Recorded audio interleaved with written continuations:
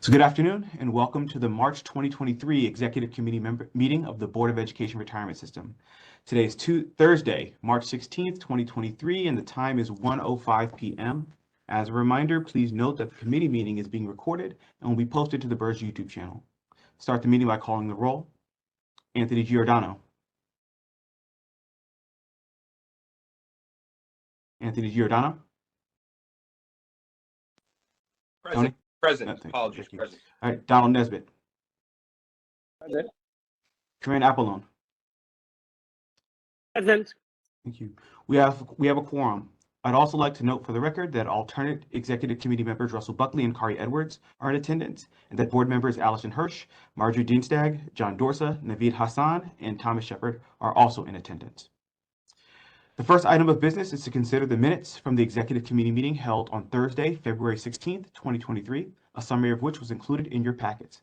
May I have a motion to consider? So moved. Thank you. May I have a second? Second. Thank you, Donald. Any discussion on the February 16th, 2023 Executive Committee meeting minutes? Right. Hearing none, may I have a motion to approve the minutes? So moved. All right, thank you. May I have a second? Second, Kari Thank Edwards. you. Kari, second for, is it Donald? Yeah, I'll need a second from a committee member for quorum. Antonio, point Yes. of clarification. Yes. We have a motion to consider. We went into discussion. No, is it in the vote now? Yes, I was asking for a motion to vote. Oh, A okay. second to No. vote. Yeah. So, Yeah, you have my vote. thank you. All those in favor, please say aye. Aye. Aye. Right. Any opposed? Right. Any abstentions? All right, the motion carries. Before we get into our first discussion, I would like to note one change in the order of the meeting. The KPX and Social Investics Labs teams have requested to be the third item on the agenda today because of a hard stop for one of the participants. Are there any objections to moving the KPX Social Investics discussion in front of the developed market equity discussion? All right, thank you. Hearing none. The next item of business is for consideration and action, authorization to re-enter into an agreement with XTAL Strategies for private market portfolio construction and performance analysis. May I have a motion to consider? So moved. Thank you. May I have a second? Seconded by, And please say your name when you're making the motion in seconds, please. second by Tony. Move Right, down thank on you, that. Tony. Right. Thank you, Tony. In fiscal year 2022, the BERS Board of Trustees authorized BERS to enter an agreement with XTAL Strategies. However, the registration process took longer than anticipated and negotiations moved into the following fiscal year. We believe it would be prudent to get a reauthorization to move forward with this agreement. Subsequent to the approval, the board authorized the executive committee to approve procurements up to $100,000. A description of the procurement as well as white papers authored by the firm were included in your packets and supplemental packets. But to summarize, the two projects will be to assess the performance of BERS private market portfolio using an alternative methodology that adds a time component to private equity performance. Something that's lacking in, I think, the two most common metrics used for private equity performance: internal rate of return and total value multiple. The second project would be an optimization that helps us better understand the trade-off between diversification and concentration when we're determining minimum commitment sizes. And why is this important? So since 2016, BERS has had an informal minimum commitment size, which started out at $10 million. And since 2020, has had a formal minimum commitment size of $25 million in an effort to both increase the pace of commitment to more quickly reach target asset allocation and to try and balance the diversification and concentration when approving managers for the portfolio. However, the methodology we used was ad hoc rather than developed through, I think, rigorous analysis and data. We think that commitment sizing is a key component of portfolio construction, and this should be revisited on a periodic basis to understand whether or not the number's too high or in some cases too low. And we believe that this analysis will assist in developing appropriate commitment sizes on a periodic basis. So the recommendation, again, this is a reauthorization given the timeline, but a reauthorization to enter an agreement with XTAL Strategies for an amount not to exceed $25,000. I'm happy to take any questions.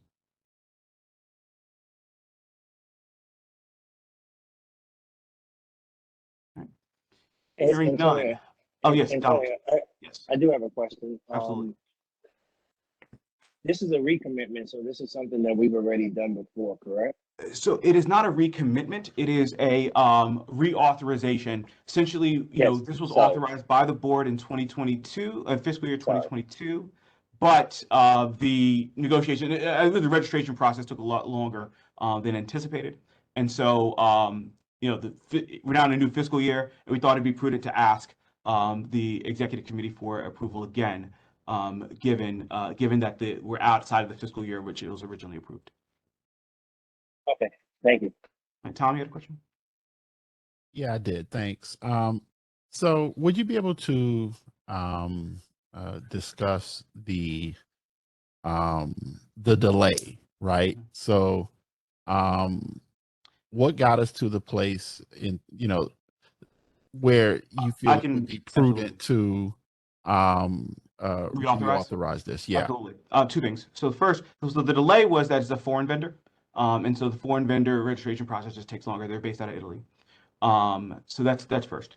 The second is that the resolution actually, if honestly, part of it was how we wrote the resolution. So we had written the resolution to take place in the fiscal year, right? And so this is now asking for it to in the calendar year. So in the conversation with legal, I think they're right that it'd be prudent to asking, because the resolution as worded said do this analysis in that fiscal year. When it went over, it was like, all right, let's get a reauthorization because the resolution, as stated, states for the previous fiscal year. Thank you. So just to be clear, then it's really a function of the fact that the registration process took a bit longer because primarily we were dealing with a foreign investor. Foreign vendor, yes. A vendor that's registered in a foreign country, yes. Right. So the process took a little bit longer, or took a bit longer than we anticipated. It took a bit longer than we anticipated. Okay, thank you. I appreciate it. Okay. Tony?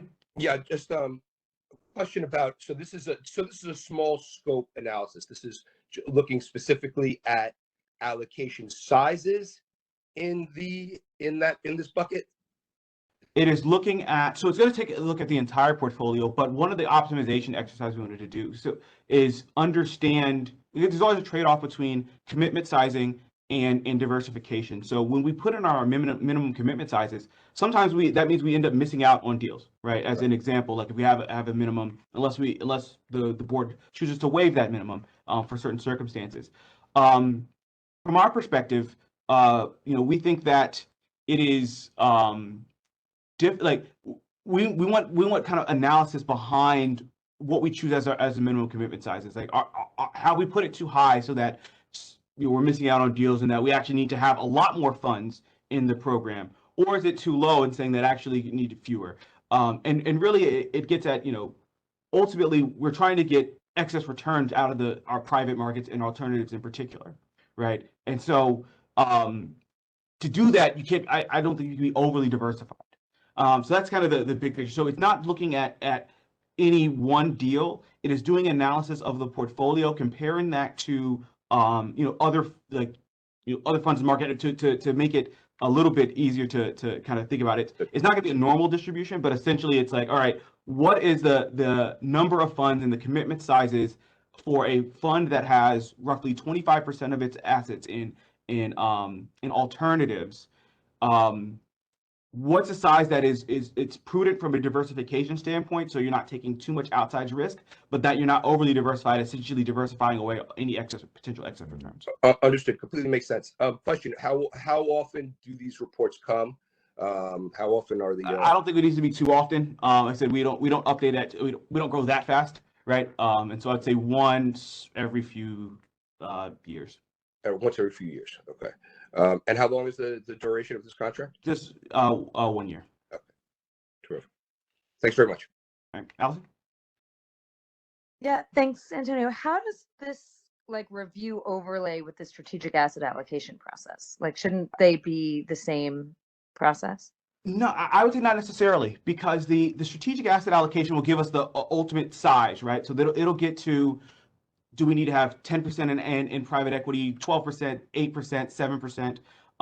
But what it doesn't do is go kind of that next level deep with regard to the actual, okay, portfolio construction aspects. So the pacing exercise will say how much do you need to commit every year, but it doesn't say, all right, and it needs to be 6 managers or 12 managers or 9 managers or 6 managers. So yeah, the strategic asset allocation will give us the overall bucket. The pacing analysis will give us the overall commitment, the volume in any given year.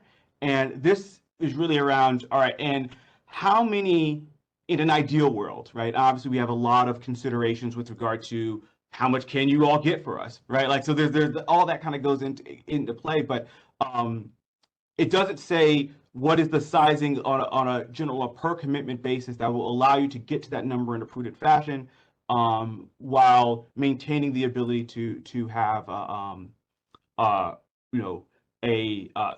better chances for outsized performance. Thank you. Absolutely. Follow up, Tom? Yeah. So I guess my next question, I won't, drag this out too much, but I guess my next question would be, like I see the need for this, right? So there's the bucket, right? And then there's the contents of that bucket, right? So if we look at this like marbles in a little pail, right? So there's the pail, how big the pail is, and then there's how many marbles do we put in the bucket and how big are those marbles, right? So just kind of simplifying it in my head. But I guess the question would be, historically, right? Do you have any anecdotal type of position, right? So based on how we've done things in the past, is there a position that you think could be borne out in these by doing this? I get your question. You get where I'm going two with that? things. Absolutely, two things. So, and give you a little bit of history of why the minimums came out in the first place, because we're by far the smallest system, right? And so I think when the pro rata system came into effect, I want to say roughly 2012, 2013 is when the pro rata, where essentially each system would get a percentage of the commitment. When that went into effect, that was I would say that there were times we were getting $2 million commitments, right? In the core program, not even the emerging manager program. I think that was one manager in particular got $2 million. So in an effort to eliminate that small of an amount coming to the program, at the time it was the Siegel Marco advisors and the board of trustees at the time instituted a $10 million, but it wasn't in the IPS. It was kind of a understood informal minimum. When we ran this analysis again, we went to 25. That was more of a 50 basis points, right, of the portfolio, right? But that again, that was a number that just said, okay, how to not have too many line items. We talked to folks and I think Seattle uses like 1% minimum, right, of the portfolio, and so it was done at an ad hoc basis, right? And so the question for us is that the right number, right? Is that actually the right number? Is 25 right? Because again, there are going to be some deals where we cannot get $25 million through because BAM was only to get 200 million or something like that, right?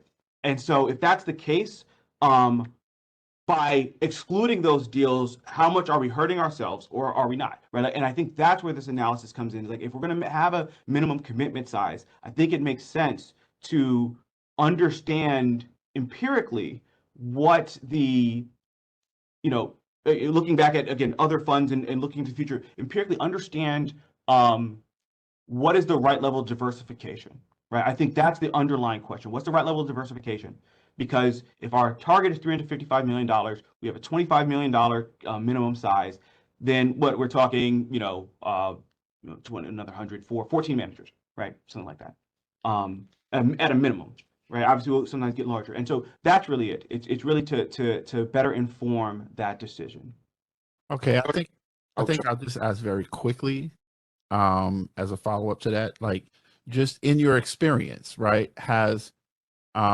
is where we are now been helpful or has it hurt us in making in some investments? Like I'm not looking for an absolute, but I guess I'm looking for kind of a anecdotal or are there examples one way or the other where having this sort of cap on, has to be at least 25 million, whether it's hurt us or helped us, and then vice versa, where having an investment that's 2 million, whether it makes sense or not. You know what I mean? Like, do you have examples of that? I will say this, because I don't think that, I will say that the combination of the minimum and our more aggressive pacing helped us get to target faster. That's I think the most that I can say definitively. There are managers we'll miss out on, right? And that's having the minimum. Like, that's going to be a fact. I think we have a really well constructed. I think, Anash and his team has constructed a really great portfolio, right?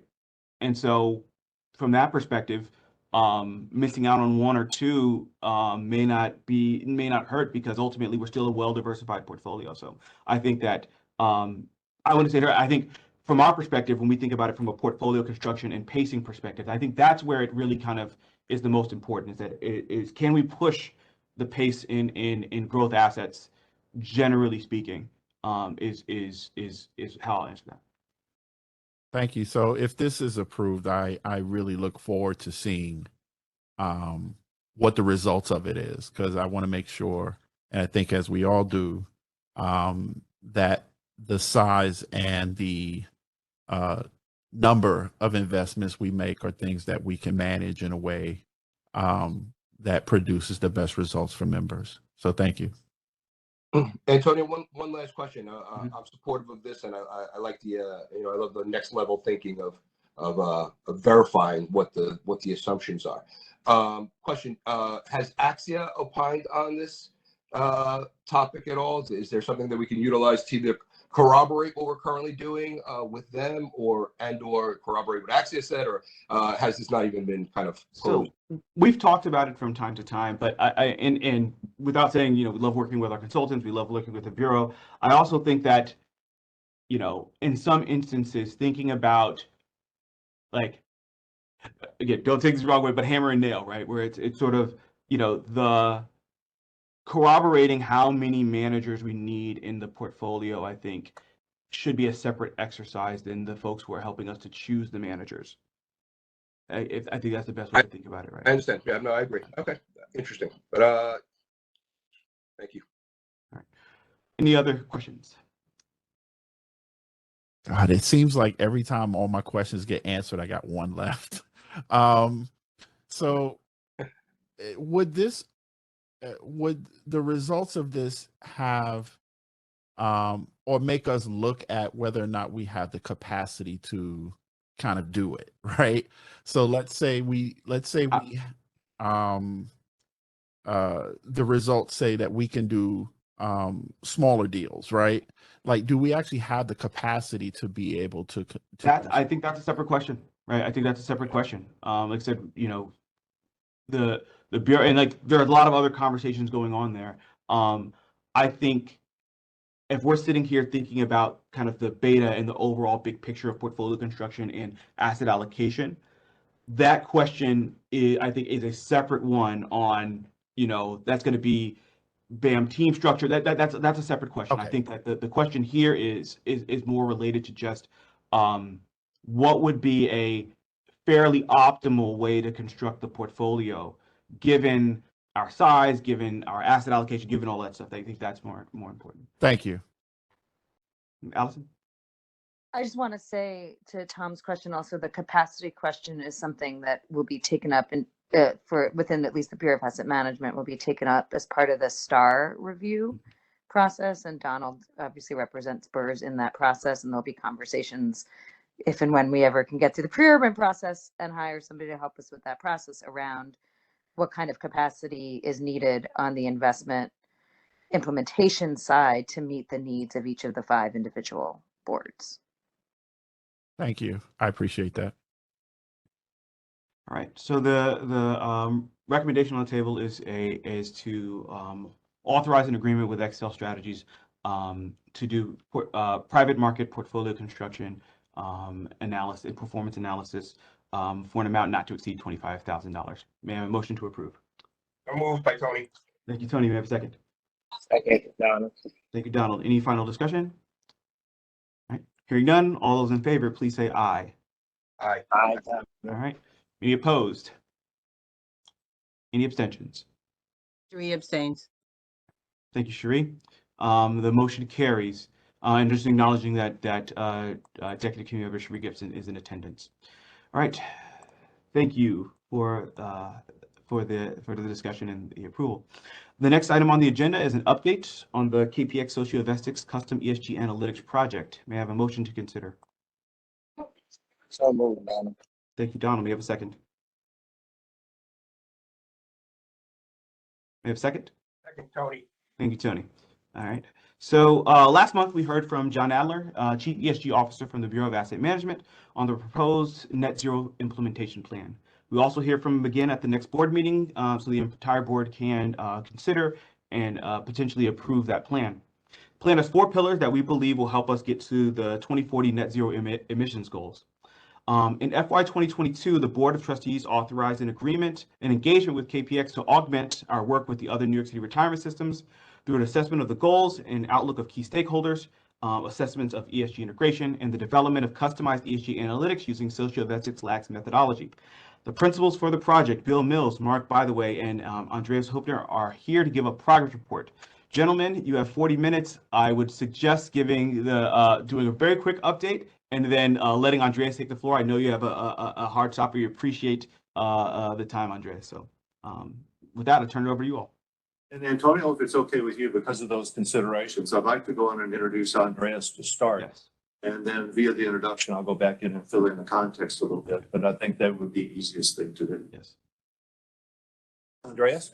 Yeah, I'm very happy to start. Maybe because I've only 5 minutes left, I'll give a high level overview and then maybe we can use another meeting, Antonio, is okay, to show detail. So what we're basically doing is we're taking all the private equity constituents in 4 selected funds, and we're looking at these private equity constituents to understand how much are they considering, if at all yet, climate aspects. So do they possibly have a net zero target? If they don't have a net zero target, do they report emissions? If they don't do that, we're looking at very basic questions as do they engage with any sustainable development goal or climate change on the website. We do this with a technology which is called continuous accountability monitoring that allows us to effectively update on this every week. So we're not reliant on anybody having a sustainability report. We're simply looking at their own domain. Conceptually speaking, we think of us as we're not looking at a company as this building that's in the physical world. We're looking at a company as its viral representation, so its online representation on its domain. To provide an example, certain banks would have 650,000 different subpages, and pretty much everybody in your private equity portfolios also has a domain. And for the average executive, if they don't want, it is pretty easy to engage, say, with climate change or diversity or other crucial topics by talking about it under either the CSR, investor relations, or about us page. And so in essence, we're documenting to what extent companies are engaging, but we're also documenting to what extent some of the companies are not engaging at all yet, which proves a very low-hanging fruit for the actual engagement. We benchmark that against EQT7, which is a fund you invest in that is pretty strong. So in the private equity space, the majority of companies are engaging on climate. And that will allow us to provide detailed reports in a way that don't, to our knowledge, exist anywhere else. So it's firm-specific information on the investee companies in your private equity portfolios on topics related to the sustainable development goals that are very relevant. And I suggest, because I'm really tight in time, that I might come back another day with a presentation, if that's okay. All right. No, thank you, Andreas. I know we wanted to make sure at least got a chance to introduce this new executive committee because except for a few people, most of it is turned over at this point from your initial introduction. So thank you, Andreas. We'll now turn it over to Bill and Mark to give the meat of the presentation and hope that you can return on another date. Thank you very much. So Bill, Mark? Yep. Just share a screen if it's okay. Yes.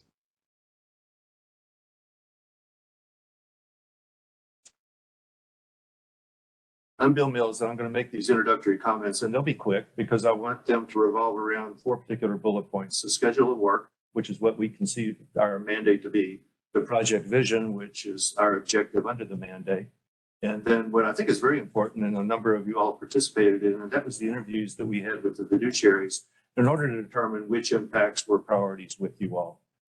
Andreas just spoke very briefly to the developing the analytics that are going to reflect each of the priorities. And Mark, by the way, my co-partner to the right of me, will be talking about how we're doing the assessments of each of the 4 managers that have volunteered to participate in this project. The schedule of work has, as you see, 6 phases. One important thing that I would ask you to take away from this page is, first of all, phase 3 and phase 4 are running concurrently. But most importantly for us anyway, is the fact that there's a vision called for in phase 1. In that there's of course a schedule of work. That's the basis upon which we're being paid. But what we want to try and do, and what we have done, is relate the details shown here as the 6 phases to what it is we're actually trying to accomplish. And that's important because a critical part of phase 6 is for us to sit down with the management team and say, Bill, we've all went on the record early on that this is what we're trying to accomplish. And in fact, did you do that to our satisfaction? And quite frankly, for a moment, to our own satisfaction, because we learn from doing each one of these. ESG integration is a changing dynamic element. And we like to think that we're leaders, but if we don't know what it's changing to, we're no longer leaders. And that sounds trite, but we're very serious self-critics, and we want to make sure that we continue to move forward. And that's the benefit, one of the benefits that we have working with you all in that phase. Vision objectives is we linked it to the climate action plan, which was an appendix to your investment policy. We wanted to do meaningful work, and we felt that the work would be most meaningful if we had it thoroughly anchored in something that was of enough importance to you all to include it in your own investment policy. We're bringing some skills to this job, which I think are rather unique. Our experience, Mark sitting next to me, has started a company and had a company that was ESG research. And before that, he was a financial analyst. I started up and ran and sold an investment consulting company. Andreas, whom you just heard from, SVL is a group of academics that apply data science and technology to sustainability matters. One thing that I think is very important, Mark and I are very entrepreneurial. We've started businesses. We know what it's like to latch your future to the success of a client. Nothing comes easy, and we attach a high value to everything that we are doing. That's our entrepreneurial attitude. Relative to the academic orientation, I love the prospect of coming to our academic partners, SVL, with something that's not done. You're a first. You're going to have an analytic measuring gentrification. And I love the idea of going to an academic partner and say, can we do this? And have 20 plus young PhDs breaking down the whiteboard and say, yes, we can do this. It's not coming off the shelf. That attitude dovetails perfectly into what we're trying to accomplish in terms of customized work. In doing that, there's a range of intellectual property. Mark will be talking to his integration assessments that we're conducting now with 4 of the managers. That's IP. A basic but extremely important IP is mapping taxonomy. We literally can take this work and map to everything in your investment universe and some things that aren't. Derivative counterparties, contracts, structured fixed income, private equity. Very often that's lost, but that is something that's been built by SVL over the years that actually allows us to take a plan such as you're developing, your priorities, and literally relate it to every single investment that you're holding, rather than 60% or 65% or 70%, and then just wonder about what's happening in the 30% that you don't cover. Andreas mentioned the continuous accountability monitoring. That's going to be applied to the analytics where we continue to monitor. Not only is it not a year old, which some is, but it continues update and allows us the ability to judge progress versus goals. And we think that's very important because what we're really measuring here is improvement. Also, every analytic, the 4 that we're working on here, as well as others that may be developed for others that we work with, or even yourself, that is very much intellectual property. It's not advancing. Let's see. Hang on. Okay. In our vision, what we wanted to try and do is by looking at the appendix to your investment policy, the climate action plan, to the best of our ability, we wanted to be able to accelerate the timeline, which will allow BERS, at least in this project, to note that they were in compliance. A very critical part were the interviews that we did with 11 fiduciaries. And we worked to establish what their priorities were. And I found it very insightful that a majority of those individuals we spoke with reached the conclusion that as fiduciaries, we recognize that as New York City goes, so goes this plan. And as this plan goes, so goes the beneficiaries. So I think that that was a very important orientation and spoke to what you describe in your policy as just transition and ESG disruptions. Those building the analytics for the 4 priorities, which I'll show you in a moment, that is in progress now. And it's going to be applied not only to the securities, but if you choose to, can actually be applied to your vendors and your asset managers under your prudent vendor contract. These analytics will be continuously monitored, and most importantly, in my humble opinion, it accommodates an informed conversation that you might have in this case with the GPs, Brightwood, Mesro. You will be sharing with them information they don't necessarily have. It's coming directly from the investee companies, and for my money, that seeds a marvelous conversation that you can have with GPs. Let's work together in determining what's driving this particular analytic and variance thereof, or how we can improve. And once again, I think that's the whole point. And this, by the same reason, you can take these analytics, and to the extent that it's appropriate, you can actually share it with your member communications. Oops, what's that? Okay. There's a target. We talked about net zero reporting. There is going to be a process put in place as part of the analytics that will be monitoring scope 1, 2, as well as 3. You also call in your policy working with asset managers to inform yourselves and work with them in terms of their ESG integration and climate change practices. That is being done. It can be applied across all asset classes. Obviously, we're just working with 4. And that's the necessity of the mapping taxonomy, public and private markets, as well as the ability to build custom benchmarks. A couple of the fiduciaries in the interviews looked at this as an opportunity to be true leaders. And one of the things that I would direct your attention to is the ESG data convergence project. Everything that we're talking about here in private equity, in fact, is additive to that work being done. And so on a national level, which clearly is where the city of New York clearly stands out, is there is a leadership opportunity in how this information can be. 11 fiduciaries participated in the interview, and there was a question that said, what is the most important impact in each of your all's estimation? The 3 most important, in addition to climate. And you can see the lost jobs and productivity. And when you go down to social inequality, those got a fair number of votes, if you will. And there was also a question that opened up, what are the priorities that you may have that are not necessarily discussed here? I think an important point is the second to last bullet point. One of the respondents said it's got to be critically important for us to meet the financial goals of the plan. Absolutely. 4 other elements that were discussed: cost of healthcare, access to education and technology, and criminal justice were all discussed. But at the end of the day, the priorities that were identified as the impacts were identified priorities. And what we're focusing upon is, of course, climate, which is the net zero reporting, transparency, diversity, and just transition. But the one element of just transition that we will be focusing on initially is low-income housing and gentrification.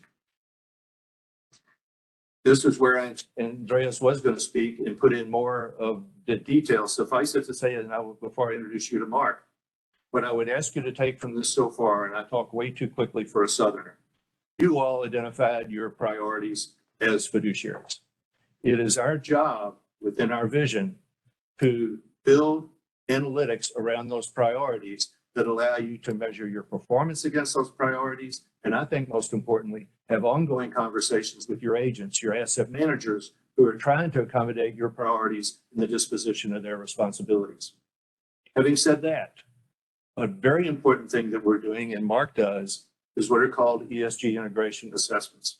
Because for us to apply or suggest that these analytics should be applied in the conduct of their job, we have to learn what they're doing and what they're doing well, what they're doing poorly, what they want to do more of.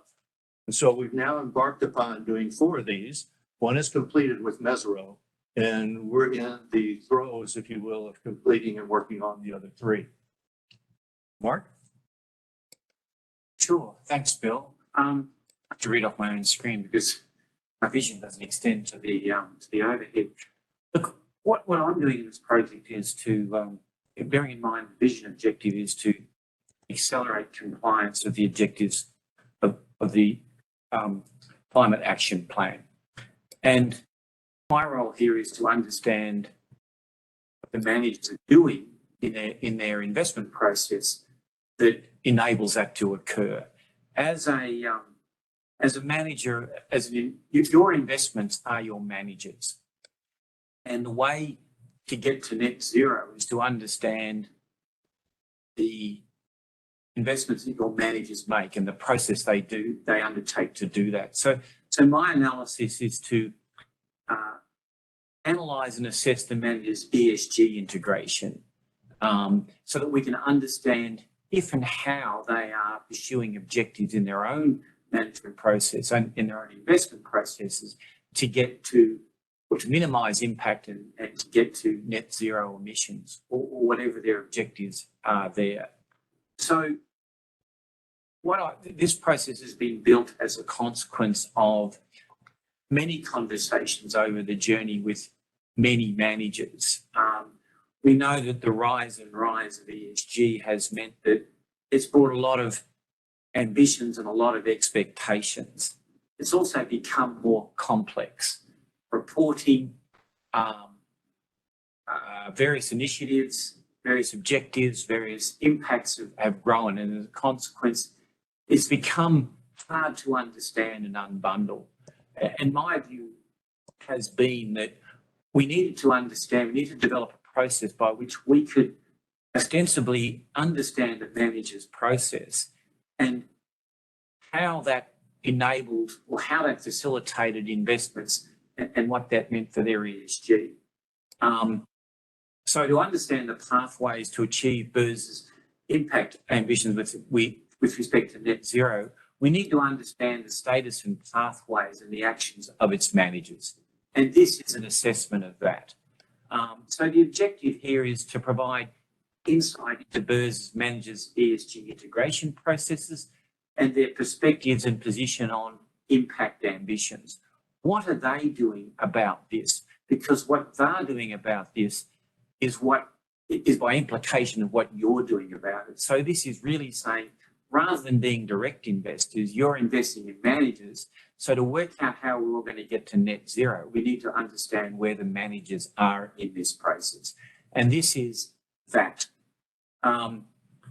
So the analyses are intended to create a platform for discussion and engagement between BERS and its managers, for them to understand better what your objectives are and for you to understand if and how they're going to get there.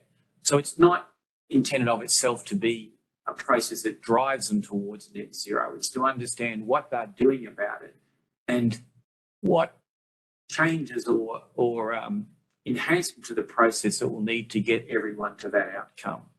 It's as I said, it's intended to create dialogue and understanding between both parties. And it's to advance the process of calculating and reducing impact. If it's not being measured, it can't be managed. And we're trying to assess where the manager's up to in this process. So it's really a platform or a basis for continuous improvement. I'll just briefly jump to. So the process is an example we did with Mesero. I'm looking at the nature and depth and relevance of consideration of ESG. What are they looking at? How deep are they doing it? And how relevant is it to their investment decision? How integrated is this into their investment decision, or is it simply a cursory screened approach? More particularly, it's how verifiable the process is. What we've seen with the rise of ESG is that there are a lot of claims being made, which are variously difficult to understand how they're being executed. Without getting into the discussion of greenwashing, we're just simply trying to understand here, what are they saying and how are they doing it? And then assessing the implication or the outcome of that. And there are 5 pillars to the assessment. And these pillars overlap. There is no, there are a number of ways to look at this, and it depends on the manager's process and the asset class. What we do know that ESG application has ostensibly been driven by long-only equities because of the entitlements for the reporting obligations of companies and the entitlements of shareholders to engage with companies. So it's driven the whole process of how ESG is to be expected. What we do know is that other asset classes are starting to be required to comply with similar obligations, but it has different implications for them. So I wanted to build a process that acknowledged different asset classes, different perspectives. ESG doesn't mean the same for every asset class. The access to information, the reporting differs. So these 5 pillars of assessment are intended to assess compliance observance. So the extent to which companies, what guidelines are they using to guide their compliance? Are they UNPRI signatories?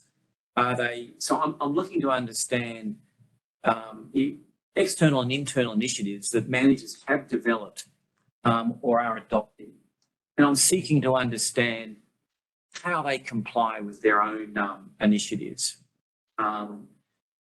What specific representations are they making, and how are they fulfilling it? I look at things like ESG policy, proxy voting policy, stewardship policies, and so on.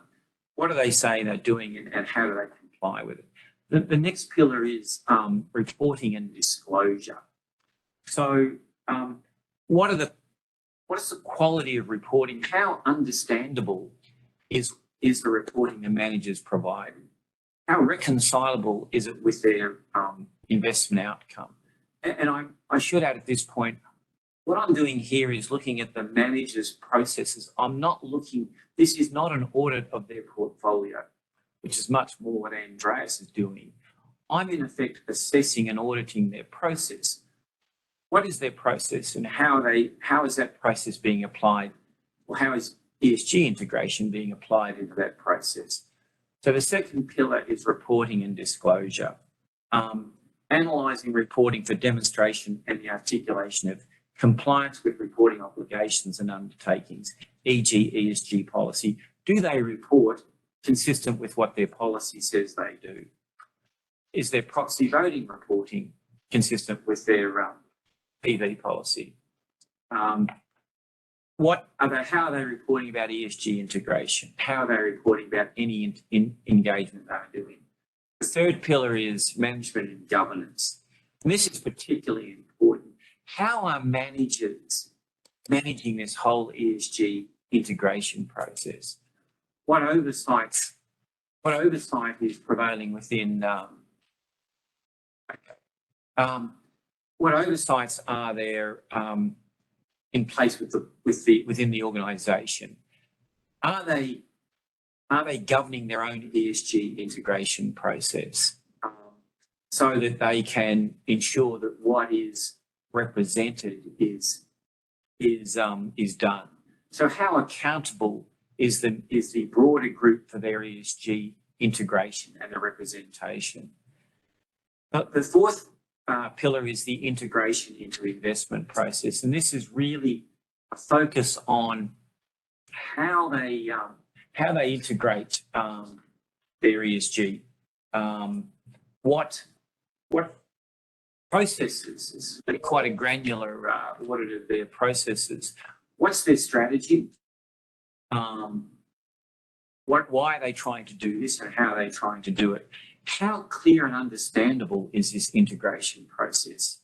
A lot of this is often obfuscated because they may well be trying to highlight a process that doesn't really exist. What's their engagement strategy?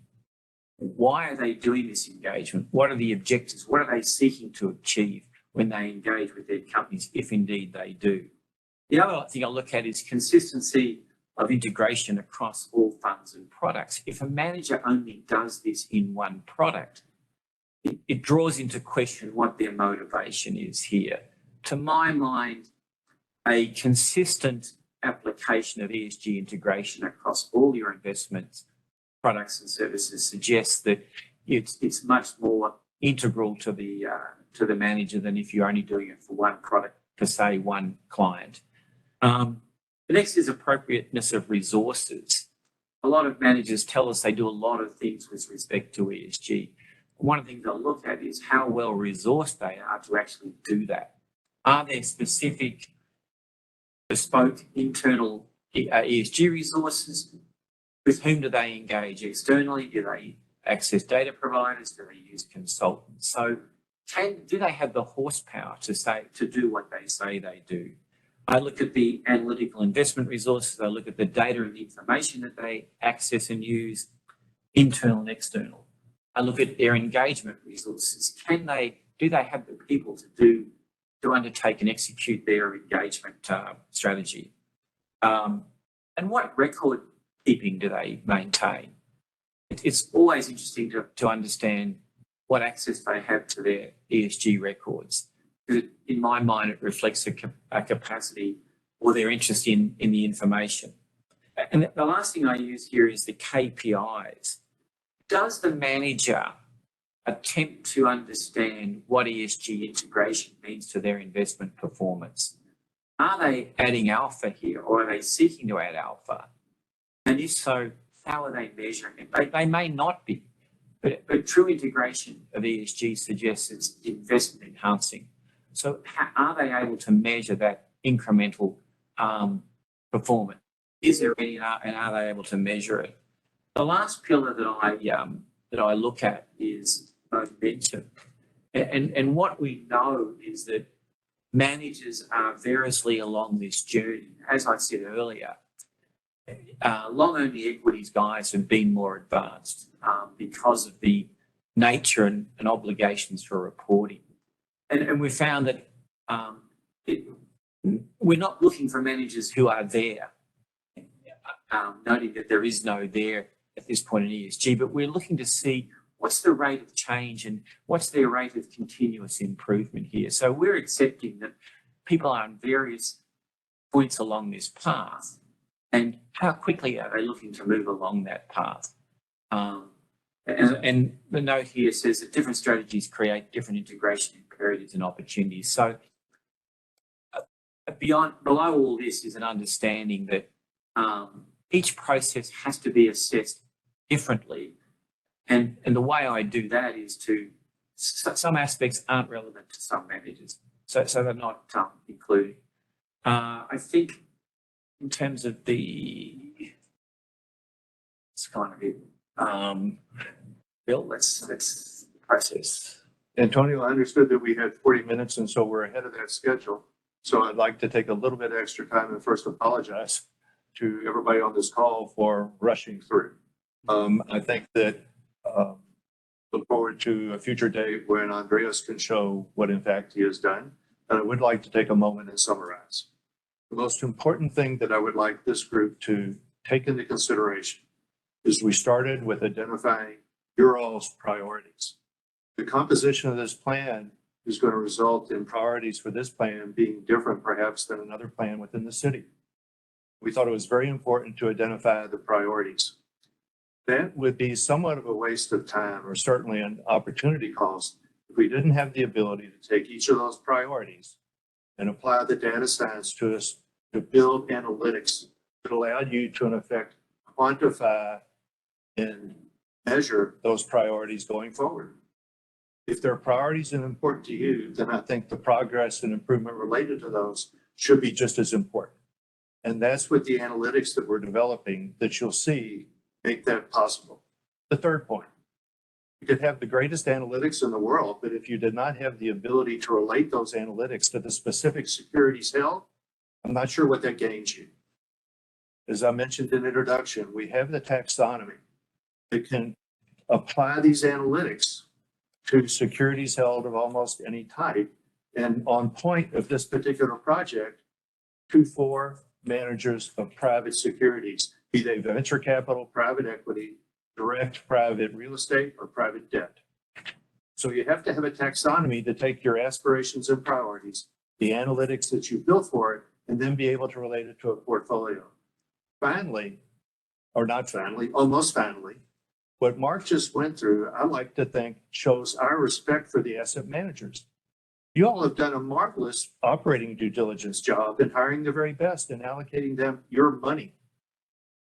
And so it would be an abuse of that trust if we came around in our small role and tried to change everything about it.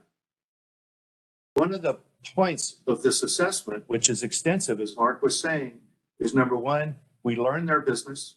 We're able to show our respect for their business by going to those efforts to learn it. And then what turns out best, and it's a real synergy, and we've already had this with Mesero, is when you take what they do and what we're measuring, and the combination of the two really results in something special. That's important because then you're to the point of measuring and engaging. You're measuring performance against those analytics on an ongoing basis. It's not delayed. You're measuring as it happens. And as things happen, that fortifies you and puts you in a position to have a true exchange of opinions with the managers who's running the money for you. And if one were to ask me, what I just described is our vision for this, and it's how I wish you all judge us at the end of this project.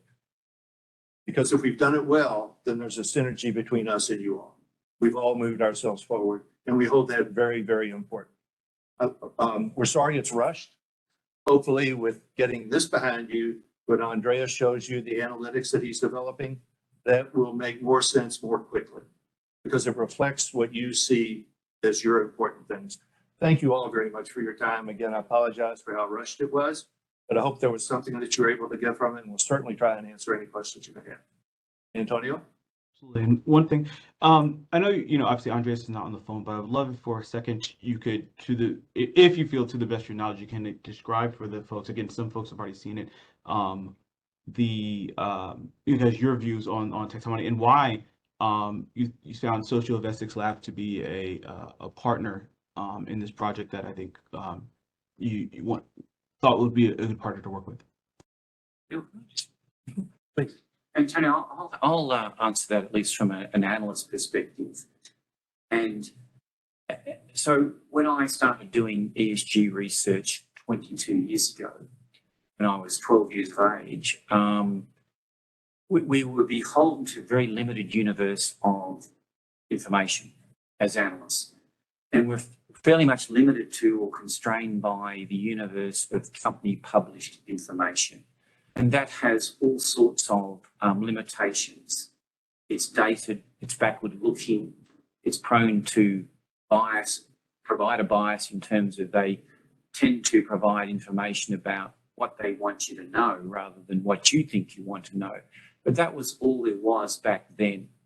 The great news, separate to, but in addition to regulatory requirement, has been the rise of the internet and social media as point-sourced information. So as analysts, we now, with the help of groups like Socioinvestics Lab, we're able to access information that is real-time, that provides point-sourced information rather than that which has been edited or funneled through a corporate.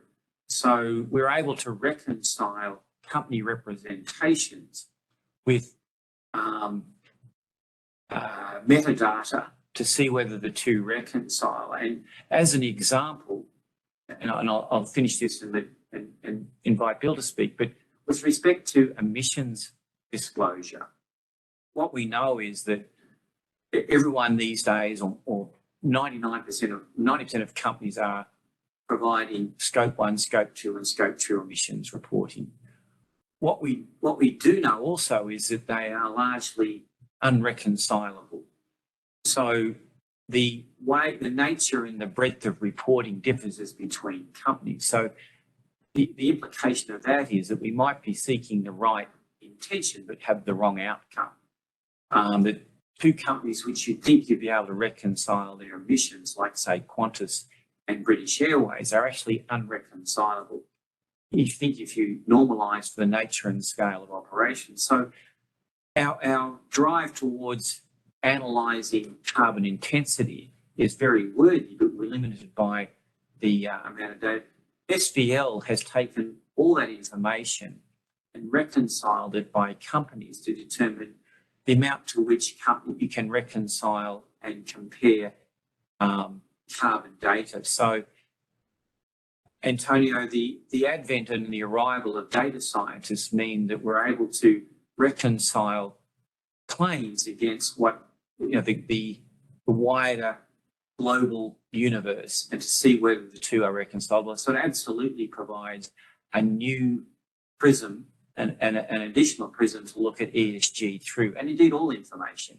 But in ESG, it's point sourced rather than company sourced. It's live, and it enables one to reconcile the other. Bill. Real quickly, I'm clearly less technical. I think it's probably come across clearly to you. And what I love about working with SVL is I met Andreas and Damien when they were first starting the company, and I was launching a fund. And I loved the ability to sit down in a room with 20 bright young PhDs that have organized and in a business that's been organized for the sole purpose of providing data science and technology to sustainability, and pose a question to those young people and say, we have a client that's concerned about gentrification. Given the information that's available, how would we build an analytic that truly reflects that? And it's fascinating to watch the exchange of information and then at some point say, yeah, we can do this.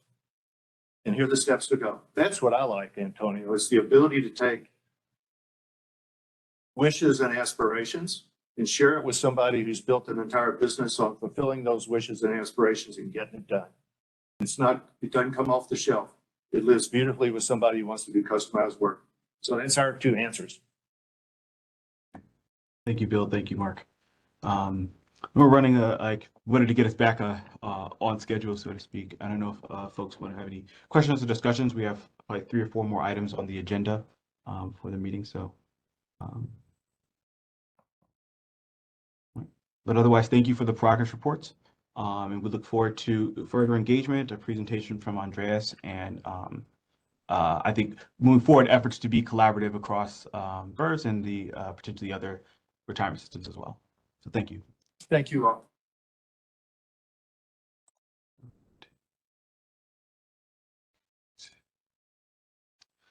Thank you. So the next item on the agenda is for discussion, and it's related to the developed market equity, ex-US equity portfolio. Do I have a motion to consider?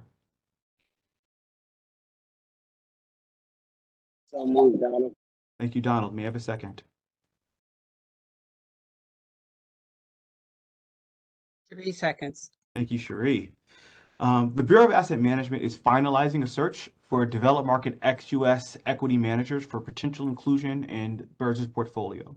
Currently, BERS is the only New York City retirement system that exclusively uses active management in its entire international portfolio, but in this case, the developed market ex-US portfolio specifically.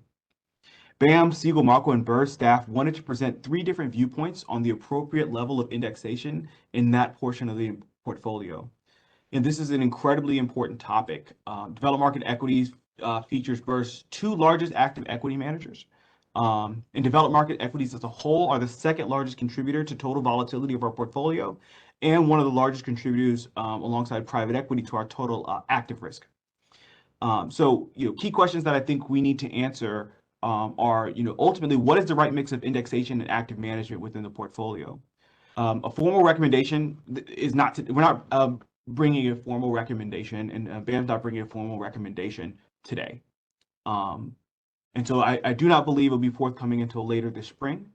But at the same time, because it's such an important topic, we wanted to present different viewpoints because it is such a contributor to the overall success of the portfolio. As folks who have been here a few years know, in many ways, a lot of our fortunes with regard to outperformance or underperformance deals a lot with the volatility of those managers. So we wanted to give you all these viewpoints to consider a few months in advance before the recommendations coming to start the process, to start the conversation. And so we have 3 viewpoints today. Salil Mehta, who's the Deputy Director of Investment Strategy at BERS, John Mershberg from the Bureau of Asset Management, and then our consultant, Siegel Marco, I believe, would be Ben Hall. So again, this is not a recommendation. This is a discussion item. We wanted folks to get a fulsome picture because it's such an integral part of our portfolio, because it's a large percentage of our active risk, and because ultimately historically our two largest active managers in equities have come from this portion of the portfolio. So I'll start with Salil, and then I believe move on to the bureau, and then to our consultant Siegel Marco. So Salil, the floor is yours. Okay, 1 second. Let me share. Thank you. So we have limited time, so I'm just going to share evidence that really looks at this from a few different angles, and that's because I think it's compelling to look at the analysis here a few different ways.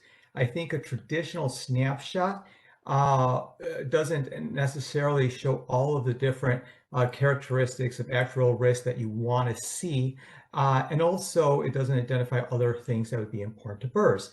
Now, the first sort of pillar of analysis is something that I showed at an executive board meeting many months ago, and it essentially looks at a 10-year history of excess returns in developed markets. In blue, I show for large caps, and in red, I show for small caps. And these are monthly excess returns before fees, and they're in mutually exclusive time buckets. The first column is the 7 years starting in the third quarter of 2002,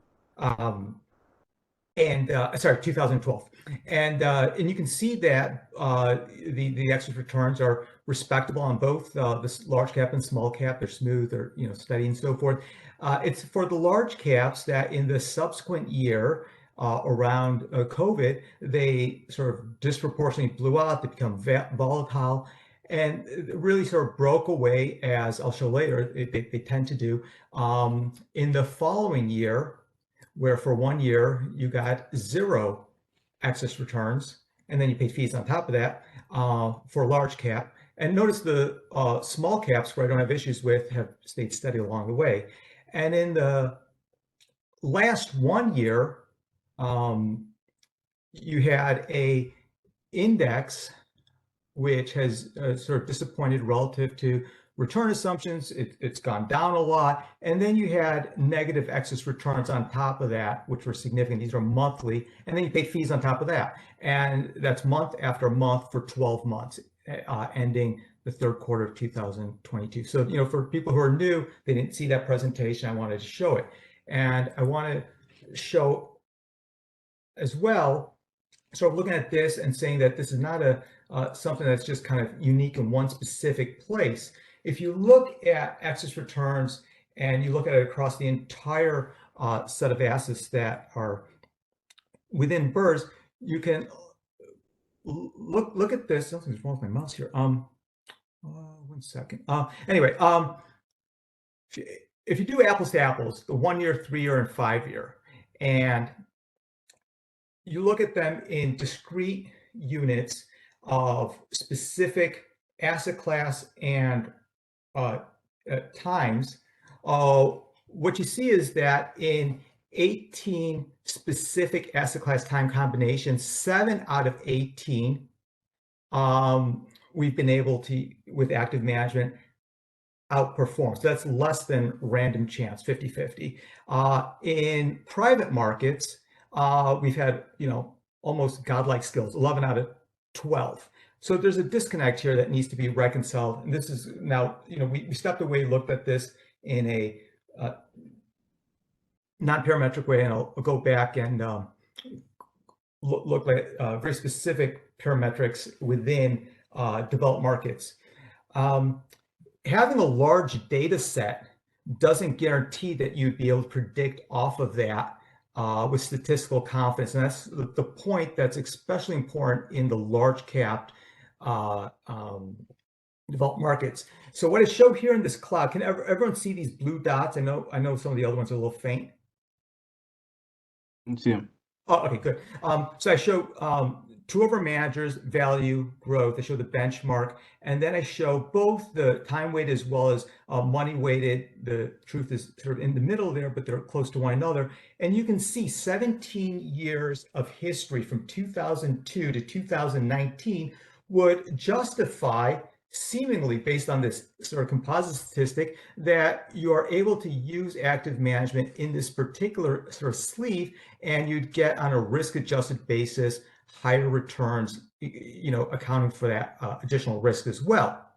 However, in the 3 years afterwards, things completely fell apart, and your 20-year total as return completely falls back, and you're not able to sort of justify it. You have your benchmark, and which stayed stationary, but a huge statistical. It seemed like the whole thing sort of disappeared on active. I'll make this analysis more stringent and say, just look at the excess returns, and let's look at what's happening with like the growth manager. I show month after month over the last 20 years, starting in 2002 all the way through the end of last year. What's been the rolling excess returns? What's been the rolling standard deviation? And I show every dot. I put the time of what year it is, and I also color code it so it's very easy to see. In green, you have your earliest years, and then in red, you have the more recent years. And you can see there's actually a time pattern that's very obvious here. It's very stationary, smooth, appreciative in the early periods where you're getting your excess returns, not a whole lot of risk associated with those excess returns. However, that's good, but over time, the regime has changed. It's gotten more weak. You've had a lot more volatility associated with those excess returns, and then finally, it completely you can see what happened to it. It is not the type of stationary predictive value that, if you believe it on the composite, you have to believe in the disaggregate that this is somehow going to return, and you'd over a long period of time be able to claw back what's happened here. Now, this was a recent analysis presented by NASDAQ, which provides all of the investment data that we use, and it looks at what is the outperformance of active managers in developed markets here on the left, as in international, as well as U.S. equities. And you can see they look a little bit different. They both show that there's a less than 50% chance of outperforming in any given year, and less than a 1/4% chance over a 10-year horizon. But what's important here is in developed markets, you see that there's very specific sharp drawdowns which correlate with the drawdowns in disappointments in that index. And so there's a beta component to those excess returns, which is what you see here. Now, there's actually a couple of errors in the way that they've populated this information and didn't even include fees yet in there. So I talked to their head of research, and they're actually going to change the analysis going forward so that it's actually a little better and more clear for people who use this information, actually kind of see that distinction.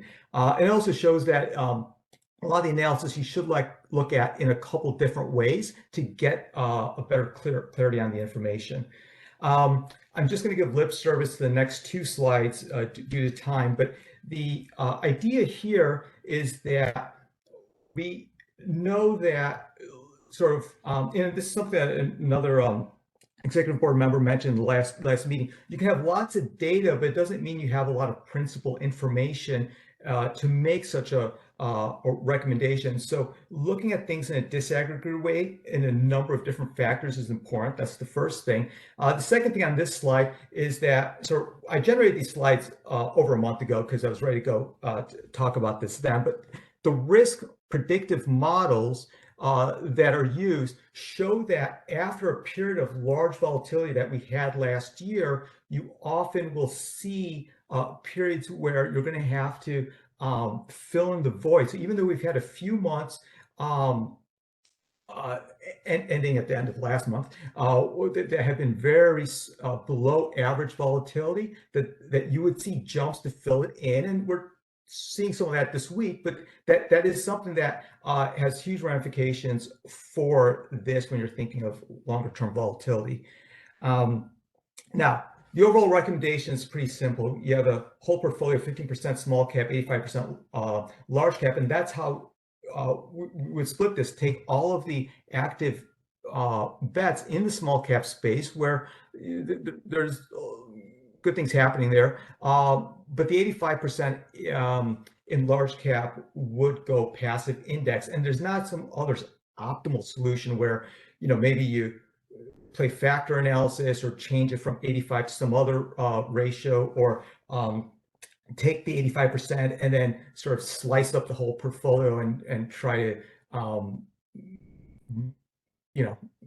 move some passive in small cap and so forth.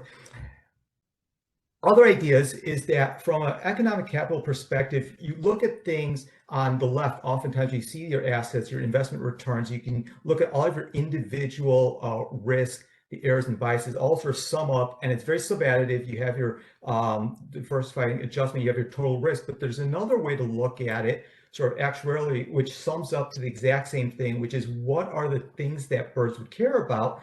And you have active management, but you're going to be taking on other things that are of value, whether it's on climate, whether it's new geographies and basket clause. And those things are not hedging. They're not sort of offsetting the risks in other places. And it's also something where you don't get it in a sub-additive way. So you have to keep track of the risk and look at them in both categories. So making a adjustment, for example, removing some of the active management from developed markets certainly would reduce some of the risk associated for tracking error and other things from that space. But it also, of course, would balance out on the other side. And if you want to do it in a risk neutral way, it allows you and a force to use that capital in other places that you may care about and find sort of more tangible value in doing. Now, indexing is here to stay. There's lots of articles, both academic as well as on the retail side, about how this is taking over institutional management in a number of different asset classes. I put it here as a reference. You can go in and click on them. I actually wrote one of the popular ones in pension investments a few years ago, and but you can see this in a number of different places of background reading, and that's the nutshell of the presentation. It's very sort of clear, from a perspective that there's not just the theoretical risk that I talked about in terms of estimation errors and so forth, and what's happening kind of in the developed market space, but that it is something that is very likely to be realized. And so you will see this as the year goes on. You'll see it in the numbers, and it's just a matter of time before you have to do something about this. And it is something that I would not say is the largest sort of risk sort of within the sort of portfolio, but it is something where we've done the analysis, where we've come to this point where you have to make a decision. I think statistically, it's a very strong decision. There's also uncertainty that you think about when you look at any sort of specific statistic test. Not everything, even though it has the same unit or measure, it doesn't have necessarily the same statistical confidence behind it, and that's especially true when you're dealing with some of the riskier asset classes, especially when it comes to tail risk.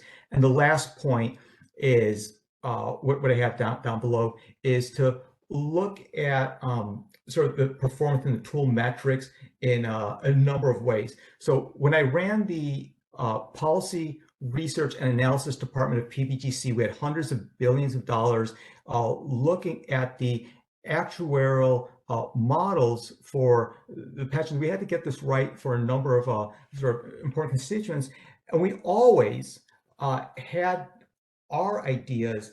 They were always cross-checked, peer-reviewed, external auditors to strengthen the various biases that percolate up.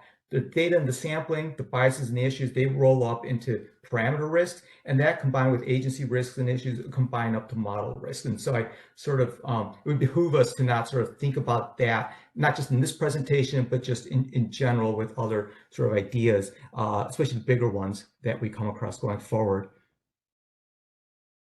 That's it. Thank you. Thank you, Salil. I appreciate it. In the interest of time, obviously, for the rest of the discussion, I'd actually like to turn it over to John Merschberg. But before we, kind of exit, I wanted to say, and I think I don't know if I mentioned this in my initial comments.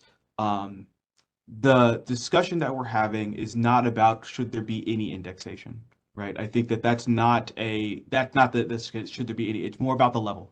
Right. So I do think that I wanted to make that clear for the trustees and for the board members on before the other presentations happened, that this is the discussion about what's the right level of indexation, not should there be any indexation in the portfolio. So with that, John, the floor is yours. Thank you. Good afternoon, everyone. Thank you, Salil, for that presentation.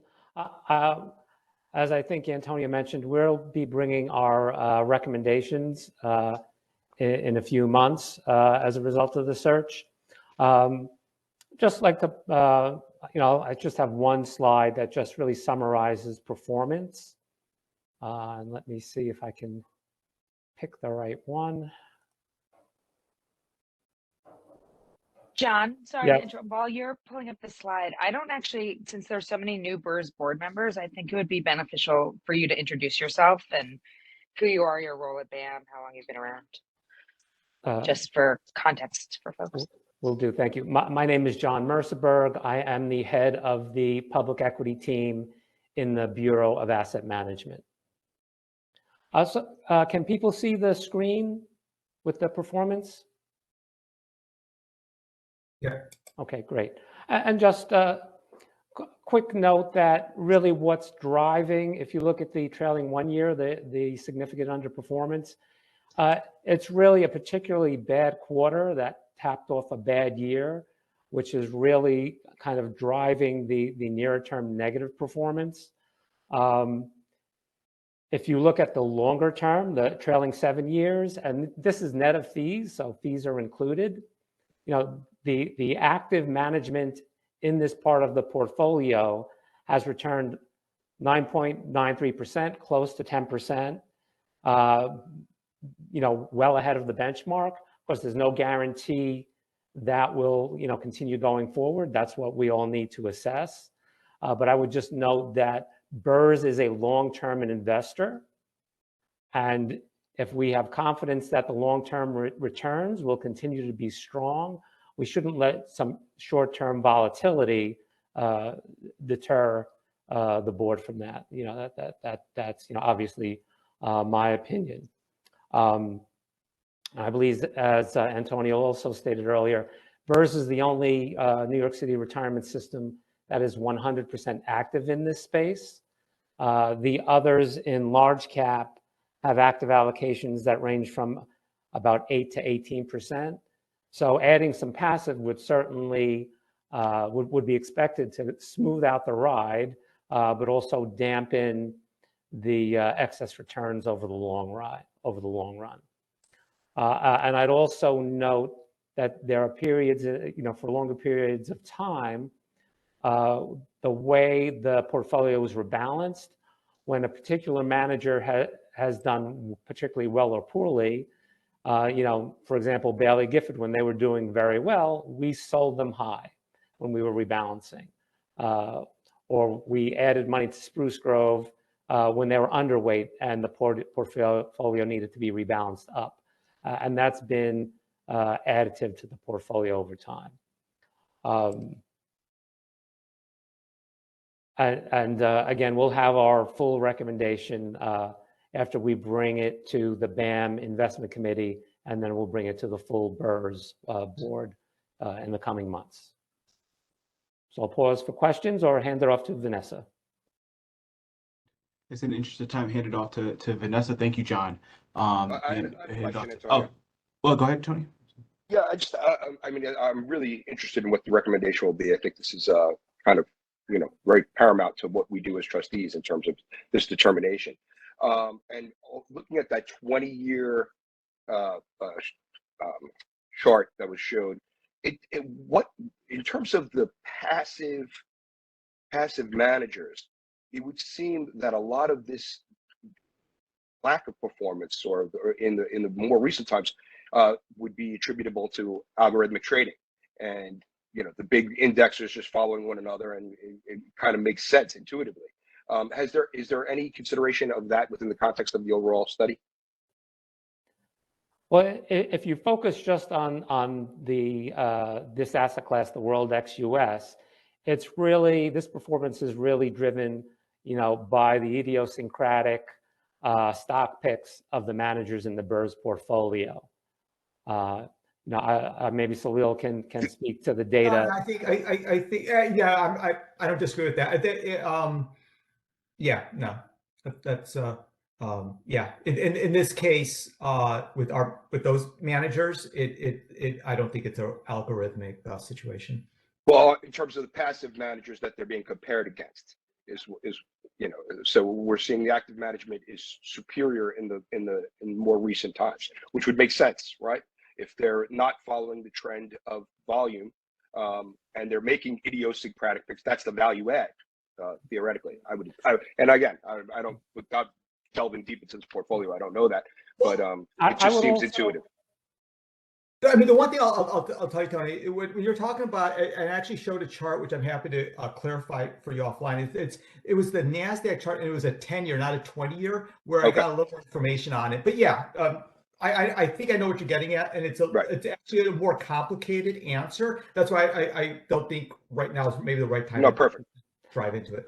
And I would just add, it's BAM's view, and many consultants share it, that the international market is much less efficient than the U.S. market. I think it's easier to make an argument that the U.S. portfolio, should be passive, whereas you have various home country biases across the globe.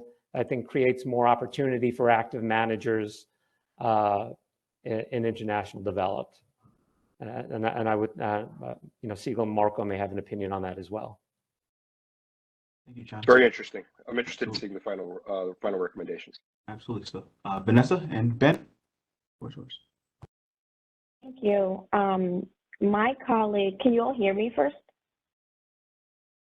Can you hear me? Yes, we can. Yeah. Okay. So my colleague Christian is going to share the deck, but while he's sharing the deck, just want to introduce my colleague, Ben Hall.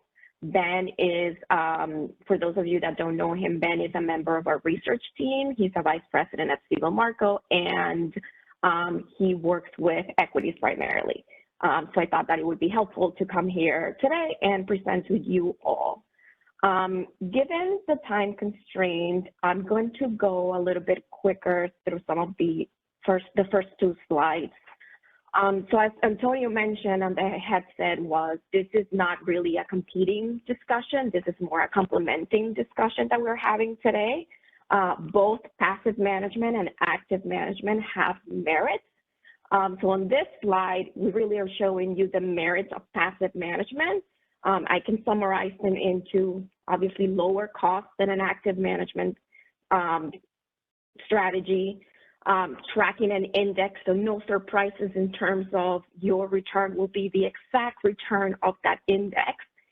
And while you as a trustee have policy decisions, meaning you have divestment, the passive management do make changes into the portfolio to ensure that the sector weights are in line with the sector weights of that benchmark when you have any sort of divestment considerations.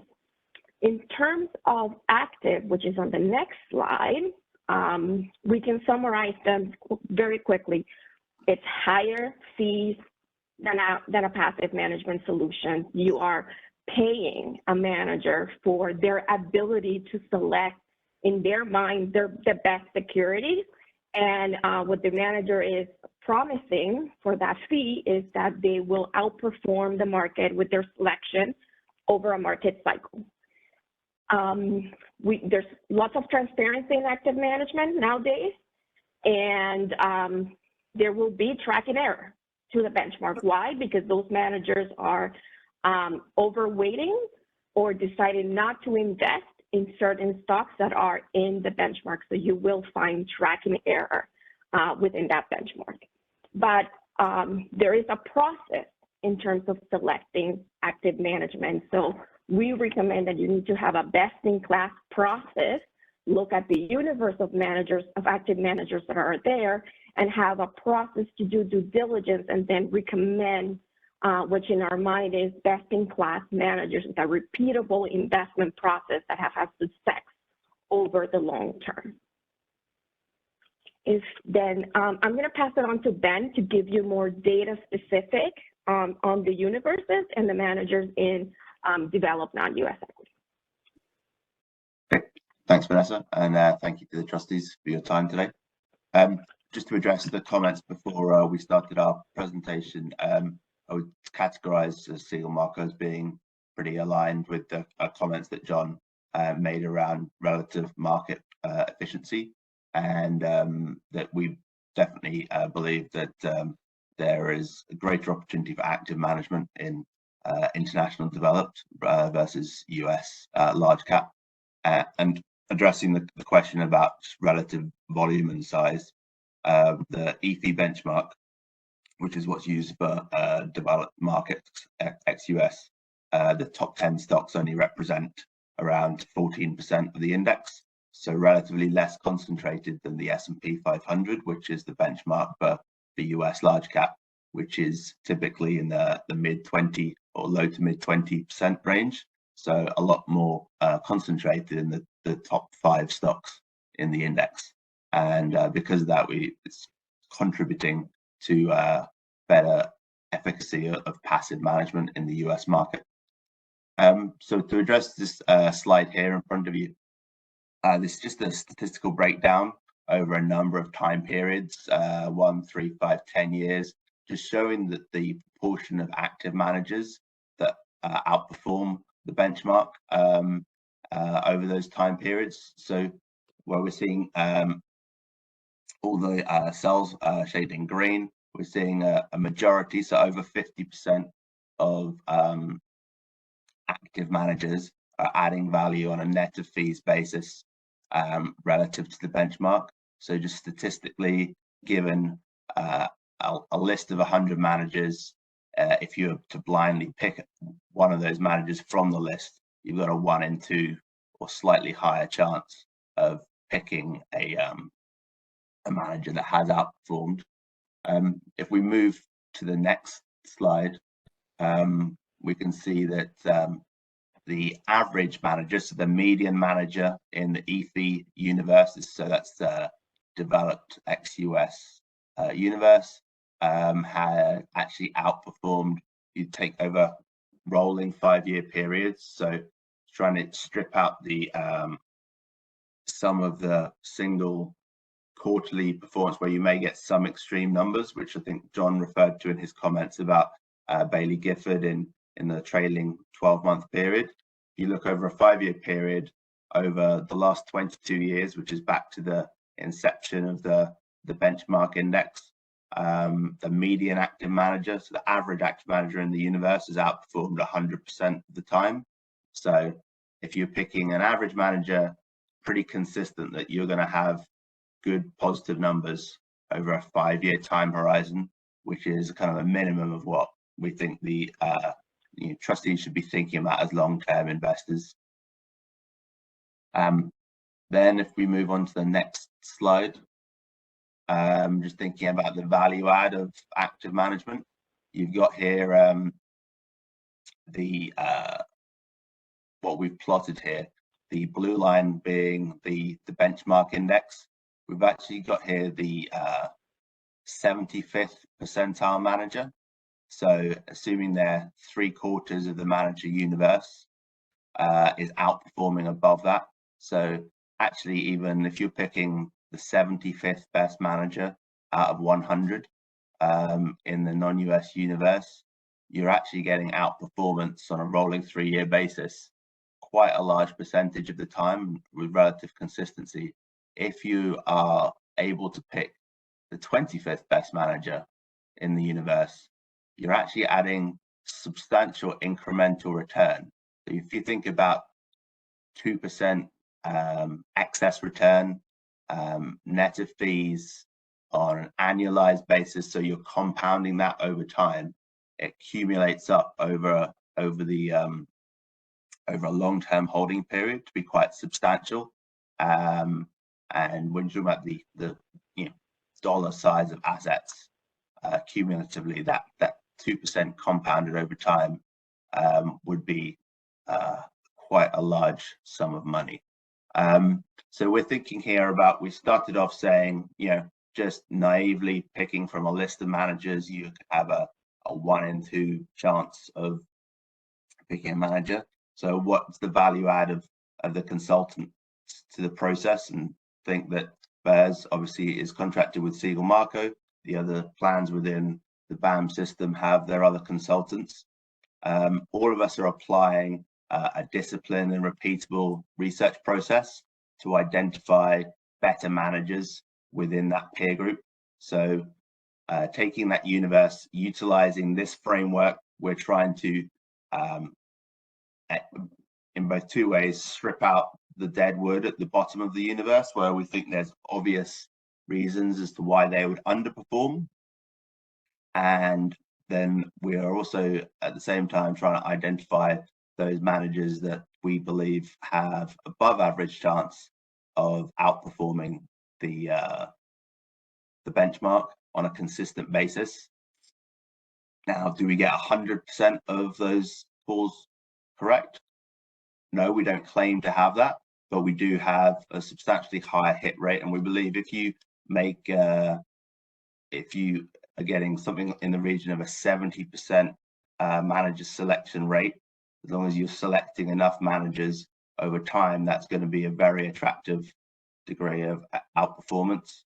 In the case of the New York City plans, because you actually have 5 different consultants that are all typically opining on constructing the shortlist for your searches, actually overlaying all of our different processes and then only shortlisting the managers that typically it's going to be at least 3 of the 5 consulting firms that have validated and recommended a manager before they're put to a shortlist for your consideration.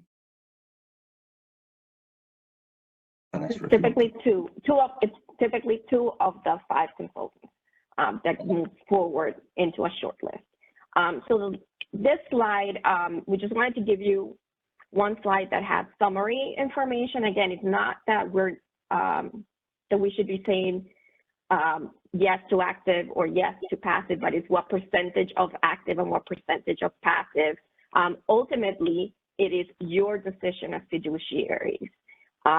Typically for our clients, the decision is how much track and error to the benchmark the client wants and how sensitive you are to fees in terms of how much do you want to reduce the fees of the overall portfolio. I think John mentioned you are a long-term investment horizon client, but also another important is that performance, under how much as trustees you want to tolerate that under and over performance in a particular time period.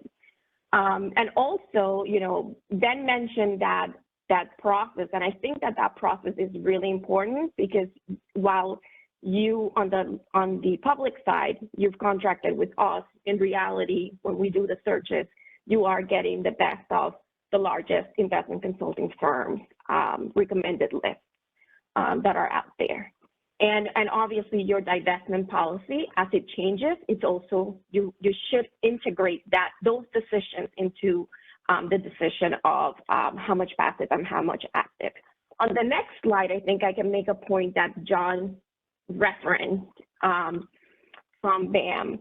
So this is what we call a growth of a dollar chart, but it's really, if you start with $1,000 and we use 2013 as the most common period between 3 managers, Acadian, Bailey, and Spruce Group, which are 3 managers that you have, where would you have been at the end of December? And this chart shows you that With Acadian and Bailey, you are ahead of the index, and the index being the yellow and orange chart lines, in terms of performance.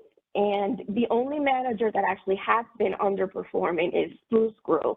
And John mentioned taking money in the peak of performance, and that is see the peak in between the Bailey line in the green and the Acadian line in the blue. In terms of from a rebalances perspective, that's when you sell high and you buy low for Spruce Grove. And then the last slide that we have for you all, it's really what we call a portfolio construction. We wanted to show you, in an illustrative way, how to think about portfolio construction. So the pie chart on the left-hand side is your current allocation.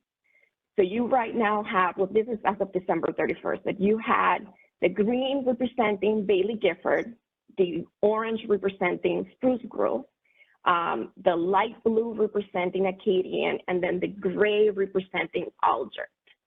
And then the three other pie charts is adding passive at a different type of allocation. And I think that, we're going to repeat some of the comments that John mentioned to you. You do reduce fees because, as you can see in one of the bullets below, passive management is much cheaper.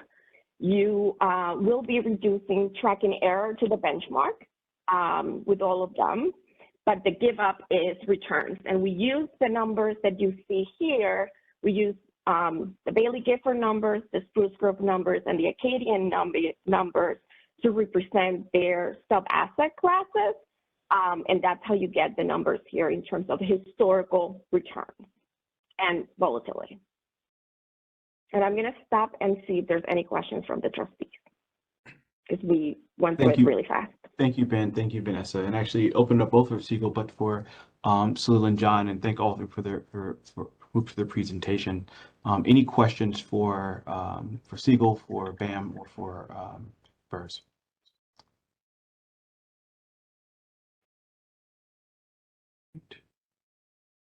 Once, going twice. So hearing none, I want to thank you all for the presentations, and thank you the trustees in advance for your consideration. I want to summarize real quickly because I think obviously you got a lot of information, but to summarize kind of why this is so important, but also why this is so difficult, right? So to summarize, historically, BERS's portfolio in international equity has outperformed its benchmark. In general, investment managers have historically been more likely to outperform in developed market equity than in U.S. equity. But there is strong statistical evidence that excess returns have deteriorated. And as we think about how we spend our active risk budget, we don't have a formal active risk budget, but we have kind of an implicit active risk budget. As we start to spend that in numerous areas, does spending our active risk budget in this area make sense? I think we have a lot of initiatives working with the Bureau. If any of you all were at the joint NYCBERS meeting yesterday, you saw that we're spending a lot of our active risk budget in kind of our in private equity. I think something like 77% in private equity. So those are all the things you have to consider. That here's what history has been, and do we believe that that's going to be the same moving forward? And finally, again, I think I don't believe you'll see a recommendation that doesn't have any passive management. It's again about the level. And while a formal recommendation will not come for some months, we wanted to make sure that the executive committee understood some of these overarching questions, both that were raised today, but then also that were in the packet. And the last thing I'll say, just as a note, depending on the parameters of the recommendation, this may need to go to the full board for approval rather than the executive committee. Again, the executive committee has authority for index funds and for public markets $250 million and below. If active manager is going to go above $250 million in the recommendation, it must go to the full board of trustees for approval. So yeah, just wanted to summarize that for you. It's also that summary, those questions are included in your packets as well. But I think it's really important that we start having this discussion today, even if the recommendations in the coming months from now, so you understand what the trade-offs are as we think about the level of passive and active management. So thank you for the consideration, and we look forward to further conversation with you all and for the recommendation to come in the coming months. Thanks very much. Absolutely. So that was the last item for public session. The final three items, investment managers for your consideration, belong in executive session. Do I have a motion to move into executive session? So moved by Tony. Thank you, Tony. May I have a second? Second, Donald. Thank you, Donald. Any final discussion for public session? All those in favor of moving into executive session, please say aye. Aye. Tony. Right? Any opposed? Any abstentions? The motion carries. We are now in executive session. So we'll report out on executive session. In executive session, the executive committee approved 2 commitments to private equity funds and 1 commitment to a private real estate fund. That is the last item on the agenda. We now need a motion to adjourn. So move, Donald. Thank you, Donald. May I have a second? Second, Tony. Thank you. All those in favor of adjourning, please say aye. Aye, Aye, Tony. All right. Any opposed? All right. We are adjourned. The next executive committee meeting is scheduled for Thursday, April 20th at 1 o'clock.